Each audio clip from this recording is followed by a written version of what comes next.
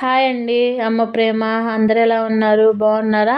నేనైతే చాలా చాలా బాగున్నానండి. అందరూ బాగుండాలి, అందులో నన్ను జ్ఞాపకం చేసుకోనండి. నేనైతే పుదీనా రైస్ అయితే లంచ్ బాక్స్లోకి అయితే చేస్తున్నానండి. ఇక్కడైతే 2 గుప్పెళ్ళు అయితే నేను పుదీనాకు తీసుకున్నాను. 5 పచ్చిమిర్చి తీసుకొని శుభ్రం చేసుకొని కొంచెం ఉప్పు వేసుకొని మిక్సీ అయితే పట్టుకోనండి. ఇక్కడైతే నేను గ్లాస్ రైసు ముందుగానే శుభ్రం చేసి అయితే పెట్టుకున్నాను. మిక్సీ పట్టుకున్న తర్వాత పక్కన పెట్టుకొని గ్యాస్ వెలిగించుకొని ఆయిల్ వేడెక్కిన తర్వాత చెక్క, లవంగ, యాలక్కాయ అయితే తీసుకోనండి. ఒక ఉల్లిపాయ కూడా కట్ చేసుకొని వేసుకోండి. గ్లాస్ రైస్కి గ్లాసున్నర వాటర్ అయితే సరిపోతుందండి. రైస్ అయితే బాగా వస్తుంది. ఇక్కడ ఉల్లిపాయ వేగిన తర్వాత 1/2 టీ స్పూన్ అల్లం వెల్లుల్లి పేస్టు పచ్చి వాసన పోయేంత వరకు అయితే వేయించుకోవాలి.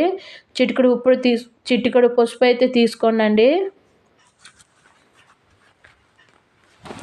మీకు కానీ ఈ వీడియో కానీ నచ్చినట్టయితే మీ అందమైన హస్తాలతో లైక్ చేయండి, సబ్స్క్రైబ్ చేసుకోనండి. ఇక్కడ మళ్ళీ వచ్చేసి అయితే ముందుగా మిక్సీ పట్టుకున్న పుదీనా, పచ్చిమిర్చి అయితే వేసుకొని తాలింపులో పచ్చి వాసన పోయేంత వరకు అయితే వేయించుకోనండి.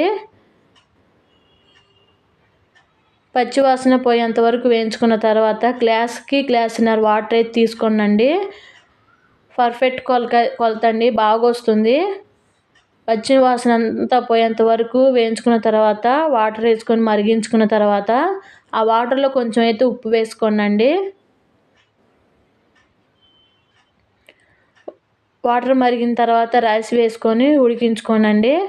ఈ రైస్ అయితే చాలా పర్ఫెక్ట్గా వస్తుంది. వీడియో నచ్చినట్టయితే లైక్ చేయండి, షేర్ చేయండి అండి. బాయ్.